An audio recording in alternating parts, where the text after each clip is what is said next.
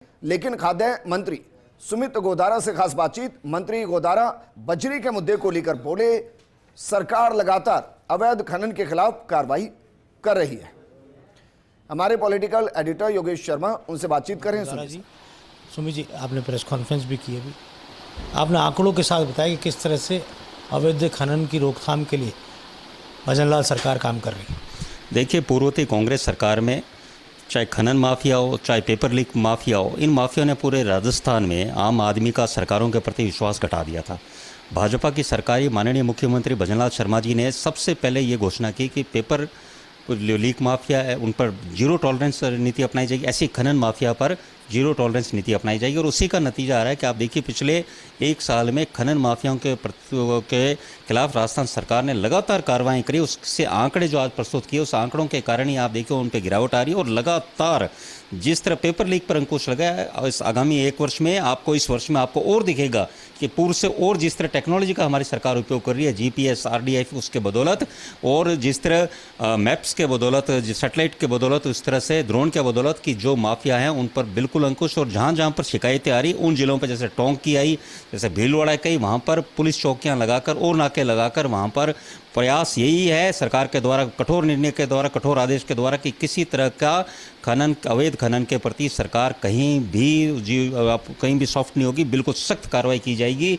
और हमें वो दिन भी याद आता है जब 5 साल कांग्रेस के शासन में जिस तरह अंधेरगिरी हुई थी, जिस तरह कांग्रेस के विधायक कहते थे, सदन में बोलते थे, जिस तरह माफियाओं के ऊपर, खनन माफियाओं के ऊपर।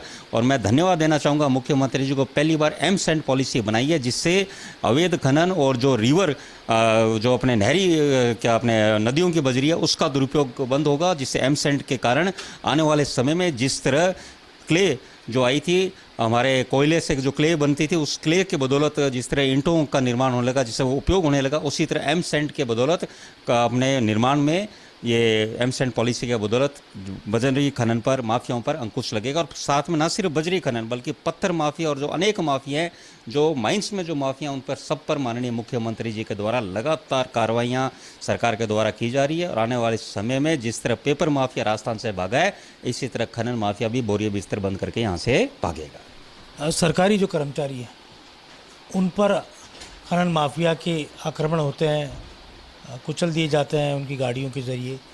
किस तरह से जो कानून व्यवस्था बिगाड़ रहा है, ना केवल अवैध खनन हो रहा बल्कि लॉ एंड ऑर्डर को भी हाथ में ले रहे हैं, उनके खिलाफ कोई रणनीति बनाई जा रही सरकार की ओर से? हाँ, बिल्कुल। इसी नीति का बदौलत है। देखिए, पिछले 1 तारीख से आज 18 दिन हो गए, लगातार कार्रवाइयाँ सरकार द्वारा जारी है। पुलिस पोस्ट और ज़्यादा स्थापित की जा रही है, पुलिस का भी उपयोग किया जा रहा है ज़्यादा से ज़्यादा। विभाग और सख्त हो रहा है कि किसी तरह, और माइनिंग विभाग का भी हौसला बढ़ा है कि पूरी सरकार उनके साथ है। कंधे से कंधा मिलाकर जो भी माफिया, उनके खिलाफ सख्त कार्रवाई के लिए सरकार कर रही है कार्रवाई, और सख्त कार्रवाइयाँ करती रहेगी। आपने कहा ड्रोन टेक्नोलॉजी और नई तकनीक, नए संचार साधनों के जरिए आप बिल्कुल अंकुश लगाने की तैयारी में, तो किस तरह की तकनीक को इस वक्त सरकार पूरी तरह, क्योंकि एरिया तो आपने डिफाइन कर ही लिए, लेकिन जो माफिया है उसकी रोकथाम के लिए किस तरह सुनियोजित तरीके से काम किया जा रहा है? और एक और बात आपसे पूछनी ज़रूरी है, कई जगह ऐसी हैं जहाँ पर राजनेता इस काम में खनन माफियाओं से उनका गठजोड़ है, या लाल फीताई इस शाही के साथ गठजोड़ है।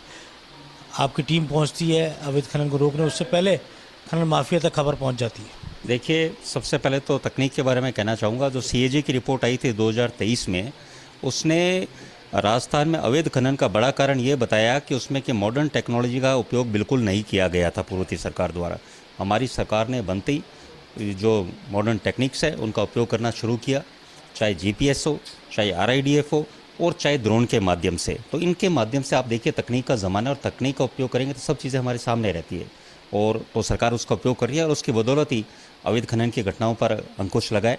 और साथ में जो आपने कहा कि राजनेताओं का इन्वॉल्वमेंट पर, हमारे माननीय मुख्यमंत्री जी का सख्त निर्देश है कि इसमें भ्रष्टाचार, और चाहे कोई राजनेता, चाहे किसी भी पद पे हो, इस पे जीरो टॉलरेंस की नीति अपनाई जाएगी। किसी भी राजनेता को ये हक नहीं है कि वो इस तरह के अवैध कामों में कहीं ना कहीं संलिप्त हो।